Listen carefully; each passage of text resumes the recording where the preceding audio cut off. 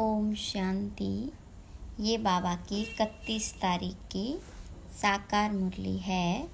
सार है मुरली का, मीठे बच्चे अपनी स्थिति साक्षी तथा हर्षित रखने के लिए स्मृति में रहे कि हर आत्मा का अपना अपना पार्ट है। बनी बनाई बन रही, अब कुछ बननी नहीं। प्रश्न है, तुम बच्चे किस एक पुरुषार्थ द्वारा अपनी अवस्था जमा सकते हो? तो बाबा ने कहा, माया के तूफानों को डोंट केयर करो और बाप जो श्रीमत देते हैं उसे कभी भी डोंट केयर न करो।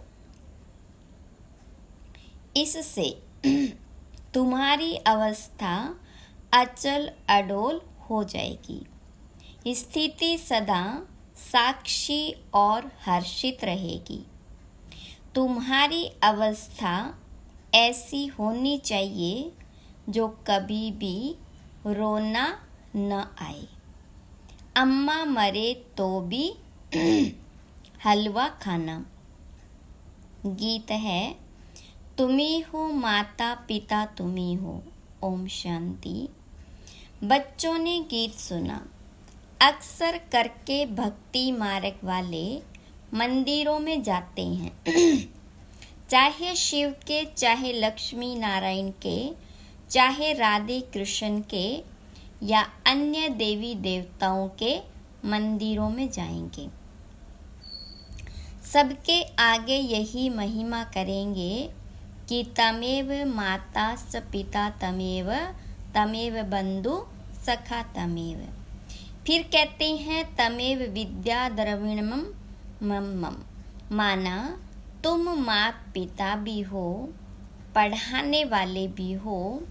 वास्तव में लक्ष्मी नारायण व राम सीता को तमेव माता च पिता नहीं कहेंगे, क्योंकि उन्हों को तो अपने ही बच्चे होंगे। वह ऐसी महिमा नहीं गाएंगे। वास्तव में महिमा एक शिव की है। वह महिमा गाते हैं देव देव महादेव। माना तुम ब्रह्मा विष्णु शंकर से भी ऊंच हो। भक्ति मार्ग में तो कोई अर्थ समझ न सके। अब बाबा कहते हैं, तुमने भक्ति बहुत की है, अब तुम मेरे से समझो और इस पर गौर करो कि सच क्या है, झूठ क्या है। तुम बच्चे अब समझते हो बाबा के बारे में और देवताओं के बारे में जो भी महिमा करते हैं वह सारी रोंग है। अभी जो तुमको मैं समझाता हूँ वही राइट है। बच्चों को समझाते हैं, यह उल्टा वृक्ष है, इसका बीज है परमपिता परमात्मा। वह ऊपर में रहते हैं। वह तो चैतन्य बीज है ना। तुम ठहरे बच्चे। कई कहते हैं कि सब बीज आदि में भी आत्मा है, लेकिन वह तो जड़ है ना। बाबा को कहा ही जाता है, मनुष्य सृष्टि का चैतन्य बीज रूप। अब मनुष्य गाते हैं, ओ गॉड फादर। अच्छा, झाड़ को तुम चैतन्य ज्ञान सागर नहीं कहेंगे। मनुष्य में यह ज्ञान है कि यह बीज है। बीज में जरूर झाड़ का ज्ञान होना चाहिए, परंतु जड़ होने के कारण बता नहीं सकते। मनुष्य तो समझ जाते हैं कि बीज नीचे है, उनसे झाड़ निकला हुआ है। कल्प वृक्ष और वनट्री की भेंट करते हैं। वह जड़ है और यह चैतन्य है। कलकत्ते में बड़का बहुत बड़ा झाड़ है, उनका थूर सारा निकल गया है, सिर्फ झाड़ खड़ा है, फाउंडेशन है नहीं। वंडर है ना। बाबा भी समझाते हैं इस झाड़ का भी फाउंडेशन है नहीं। देवी देवता धर्म प्रायलोप हो गया है, बाकी सारा झाड़ खड़ा है। कितने मठ पंथ है। यह है बेहद का झाड़। बेहद का बाप बैठ समझाते हैं, बाबा लिखते भी हैं। शिव बाबा का बर्थडे हीरे जैसा है, क्योंकि शिव बाबा ही कौड़ी से हीरे जैसा बनाते हैं, स्वर्ग बनाते हैं। अभी तो भारत कितना कंगाल बन गया है। मनुष्य हम सो हम कहते हैं, परंतु समझते तो कुछ नहीं। हम आत्मा सो परमात्मा, परमात्मा सो आत्मा, यह ढिंडोरा सन्यासियों ने पिटवाया है। तुम अर्थ सहित जानते हो। हम सो ब्राह्मण बने हैं, फिर हम सो देवता बनेंगे, फिर हम सो क्षत्रिय वर्ण में आएंगे। आत्मा कहती है हम इन वर्णों में जाएंगे। हम शूद्र थे, अभी हम ब्राह्मण कुल में आए हैं। परमपिता परमात्मा ही सबको रचने वाला है। ब्रह्मा विष्णु शंकर देवताओं को भी रचने वाला वह है। अभी बाबा बैठ बच्चों को समझाते हैं तुम कहते हो तमेव माता च पिता तमेव, तो माता भी यह बरोबर है। बाबा बैठ बच्चों को बहलाते हैं। भक्ति मार्ग में मीरा भक्तिन थी, वह है भक्तमाला। ज्ञान माला भी है। ज्ञान माला का नाम है रुद्रमाला। रावण माला नहीं कहेंगे। रावण की भक्ति तो नहीं करते, राम माला है। भक्त अभी रावण राज्य है। भल अभी रावण राज्य है, परंतु रावण की माला नहीं होती, भक्त माला होती है। असुरों की माला तो नहीं होती। भक्त शिरोमणि में एक तो मीरा है, उनको श्री कृष्ण का साक्षात्कार होता था। लोक लाज सारी खोई थी। सेकंड नंबर में शिरोमणि भक्त कौन है? नारद। हाँ, उनका गायन है, दृष्टांत दिया जाता है। यह तो सब बातें बैठ बनाई है, रियल नहीं है। बाबा कहते हैं कि मेल फीमेल सब सीताएं हैं, सब रावण की शोक वाटिका में हैं। लंका की बात नहीं, भारत की ही बात है। एक ही बाबा सर्व का सद्गति दाता है। वह एक न हो तो भारत कुछ काम का नहीं। सबसे जास्ती पतित और सबसे जास्ती पावन भारत ही बनता है। भारत ही सबसे बड़ा तीर्थ स्थान है। बल अपने अपने पैगंबरों के तीर्थों पर जाते हैं, परंतु सबका सद्गति दाता एक बाप है। भारत ही अविनाशी खंड है। बाबा कहते हैं मैं यहाँ आकर भारत को जीवन मुक्ति देता हूँ, बाकी सबको मुक्ति देता हूँ। सबका सद्गति दाता मैं हूँ। सचखंड स्थापन करने वाला बाप एक ही है। सचखंड में राज्य करने के लिए बच्चों को लायक बनाते हैं, खुद राज्य नहीं करते।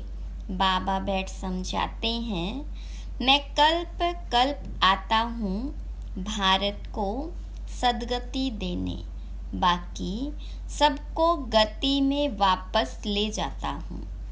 हर एक मनुष्य मात्र की जो आत्मा है, हर एक में अविनाशी पार्ट भरा हुआ है, इसको कहा जाता है बनी बनाई बन रही। अब कुछ बननी नहीं, चिंता ताकि कीजिए जब अनहोनी होए। समझो किसका बाप मर गया, उसने जाकर दूसरा जन्म लिया, अब रोने से क्या होगा? साक्षी होकर देखना है। यह ड्रामा है, इसमें रोने की दरकार नहीं है। गृहस्थ व्यवहार में तो रहना है। अम्मा मरे तो भी हलवा खाओ, बीबी मरे तो भी हलवा खाओ। यह उन्हों के लिए है जो गृहस्थ व्यवहार में रहते हैं। तुम्हारी अवस्था ऐसी होनी चाहिए जो कुछ भी दुख न हो। बेहद के बाप को याद करते रहना है, इतनी अडोल अवस्था होनी चाहिए। जैसे अंगद को रावण हिला नहीं सका, माया है बड़ी जबरदस्त। तुम स्थैर्य रहते हो, माया के कितने भी तूफान लगे, डोंट केयर, घबराना नहीं है,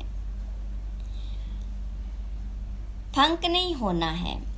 पुरुषार्थ करके अवस्था को जमाना है। बातें तो बहुत अच्छी समझाते हैं, तुम समझते हो हम पार्वतियाँ हैं। शिव बाबा अमर कथा सुनाते हैं, अमर लोक में है आदि मध्य अंत सुख। इस मृत्यु लोक में तो आदि मध्य अंत दुख ही दुख है। त्योहार आदि सब इस समय के हैं। लक्ष्मी नारायण आदि का कोई त्योहार नहीं। वह क्या सर्विस करते हैं? तुम ब्राह्मण बहुत सर्विस करते हो। देवताओं की आत्मा को सोशल वर्कर नहीं कहेंगे, न जिस्मानी न रूहानी। तुम हो रूहानी जिस्मानी डबल सोशल वर्कर। अच्छा, मनुष्यों को नष्टोमोहा बनने में मेहनत लगती है, क्योंकि उनके पास कोई एम ऑब्जेक्ट नहीं है। यहाँ तो तुमको प्राप्ति बहुत है, तो बहुत नष्टोमोहा होना चाहिए ना। एक बाबा के साथ योग लगाना है। बाबा, ओ मीठे मीठे बाबा, आपको हमने पूरा जान लिया है। आगे तो सिर्फ कहने मात्र गॉड फादर कहते थे, अभी तो आप आए हो फिर से स्वर्ग की राजाई देने। यह कलयुग तो कब्रिस्तान होने वाला है, इसलिए हम इसको क्यों याद करें? बाबा कहते हैं, इस कब्रिस्तान में गृहस्थ व्यवहार में रहते मुझे याद करो। यह तो बहुत सहज है। जैसे भक्ति मार्ग में मनुष्य श्री कृष्ण की पूजा करते हैं, बुद्धि धंधे धोरी में भागती रहती है। मन का घोड़ा कहाँ न कहाँ भागता रहेगा, तवाई के मुहाफिक। बाबा कहते हैं कि शरीर निर्वाह करते बुद्धि का योग मेरे साथ लगाओ, मेरी याद से तुम्हें बहुत प्राप्ति होगी। और सबसे तो अल्पकाल की प्राप्ति होती है। कितनी नोदा भक्ति की। अच्छा, फिर क्या हुआ? साक्षात्कार किया, बस ना। मुक्ति, जीवन मुक्ति तो नहीं मिली। अब बाबा कहते हैं कि तुम 21 जन्मों के लिए विश्व के मालिक बनते हो। स्वर्ग में गर्भ भी महल होता है, यहाँ तो गर्भ जेल है। लोग श्री कृष्ण जन्माष्टमी आदि कितना धूमधाम से मनाते हैं। तुम्हें सिर्फ मानना नहीं है, लेकिन सबको समझाना है कि श्री कृष्ण का जन्म कब हुआ। श्री कृष्ण अभी कहाँ है? तुम जानते हो, अभी हम कृष्णपुरी का मालिक बनने के लिए पढ़ रहे हैं। बाबा के पास बैठे हैं। बाबा को हाथ जोड़े जाते हैं। बाबा को हाथ जोड़े जाते हैं क्या? टीचर पढ़ाते हैं तो क्या उनको हाथ जोड़ना होता है? महिमा करनी होती है? टीचर से तो पढ़ना है। बच्चे बाप को घड़ी घड़ी हाथ जोड़ते हैं क्या? इस समय तो तुम घर में हो, तुमको भाषणा आती है। यह बाबा भी है, पतित पावन भी है। इस समय 5 विकारों का ग्रहण लगने के कारण तुम बिल्कुल ही काले बन गए हो। 5 विकारों ने काला कर दिया है। सतयुग में तुम गोरे सुंदर थे, अभी श्याम हो। श्री कृष्ण सुंदर था, अभी श्याम है। कितने बारी श्याम और सुंदर बना होगा, कंसपुरी ही कृष्णपुरी बन जाती है। कृष्णपुरी फिर कंसपुरी बन जाती है। तुम आत्माएं ही तो ब्रह्मांड की रहने वाली हो। ब्रह्म तत्व कहा जाता है। अहम ब्रह्म कहना भी ब्रह्म है। तुम ब्रह्मांड के मालिक हो। तुम्हारा सिंहासन ब्रह्मांड है। बाबा कहते हैं, मैं तो ब्रह्मांड का मालिक हूँ ही। तुम आत्माएं भी कहती हो, हमारा देश वास्तव में ब्रह्मांड है। वहाँ तुम्हारी आत्माएं पवित्र है। तुम ब्रह्मांड के मालिक हो तो फिर विश्व के भी मालिक हो। मैं तो सिर्फ ब्रह्मांड का ही मालिक हूँ। मुझे इस पुराने तन में आना पड़ता है, जिसने पूरे 84 जन्म लिए हैं। बच्चों को मुरली अच्छी तरह 5-6 बार पढ़ना व सुनना चाहिए, तब ही बुद्धि में बैठेगी और खुशी का पारा चढ़ेगा। माया घड़ी घड़ी याद भुला देती है। इसमें कोई हट आदि करने की बात नहीं। फुर्सत मिली, अच्छा बाबा को याद करना है। कछुए मिसल सबसे अच्छा है अमृत वेले का टाइम। उसका असर सारे दिन रहेगा। यह भी बच्चों को समझाया गया है कि पहले खिलाने वाले को खिलाकर फिर खाना है। शिव बाबा के यज्ञ से खाते हैं तो पहले उनको भोग लगाना पड़े। यह सब सूक्ष्म वतन में साक्षात्कार होते हैं। ड्रामा में नूंद है। तुमको भोग लगाना है शिव बाबा को। वह तो निराकार है, गाया भी जाता है। देवताओं के लिए उनको ब्रह्मा भोजन की आश थी, क्योंकि तुम ब्रह्मा भोजन खाकर ब्राह्मण से देवता बनते हो। सूक्ष्म वतन में देवताएं आते हैं, महफिल लगती है। यह सब खेल पाल है। अच्छा मीठे मीठे सीखी लदे बच्चों प्रति माता पिता बाप दादा का याद प्यार और गुड मॉर्निंग। रूहानी बाप की रूहानी बच्चों को नमस्ते। रूहानी बच्चों की रूहानी बाप दादा को याद प्यार गुड मॉर्निंग नमस्ते। धारणा के लिए मुख्य सार। पहली पॉइंट, बुद्धि में पूरी एम ऑब्जेक्ट रख नष्टो मोहा बनना है। इस कब्रिस्तान को भूल बाबा को याद करना है। रूहानी जिस्मानी सेवा करनी है। दूसरी पॉइंट, खिलाने वाले को खिलाकर फिर खाना है। अमृत वेले का समय अच्छा है, इसलिए उस समय उठकर बाबा को याद करना है। मुरली 5-6 बार सुननी व पढ़नी जरूर है। वरदान है, अलौकिक स्वरूप की स्मृति द्वारा अलौकिक कर्म करने वाले सदा समर्थ आत्मा भव। विस्तार है, ब्राह्मण जीवन अर्थात अलौकिक हीरे तुल्य अमूल्य जीवन।